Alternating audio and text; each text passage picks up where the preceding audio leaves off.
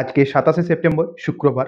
আজকের স্টক মার্কেটে যদি আমরা অ্যাডভান্স এবং ডেডলাইন দেখে নিই, অ্যাডভান্সে ক্লোজিং এসছে 1231টা স্টকের, ডেডলাইনে ক্লোজিং এসছে 1243টা স্টকের। আমরা যদি ওয়েটেজ হিসেবে চেক করে নিই, নিফটি ফিফটিতে 29টা স্টকের পজিটিভ ক্লোজিং দেখতে পাচ্ছি এবং 21টা স্টকের নেগেটিভ ক্লোজিং দেখতে পাচ্ছি। আমরা যদি নিফটি ব্যাংকের ক্ষেত্রে দেখি, নিফটি ব্যাংকে 6টা ব্যাংকের পজিটিভ ক্লোজিং এসছে এবং বাকি 6টা ব্যাংকের নেগেটিভ ক্লোজিং এসছে। স্টক মার্কেট শিখতে গেলে অবশ্যই আপনাকে পড়তে হবে, না পড়ে কোনো কিছু কখনোই শেখা যায় না।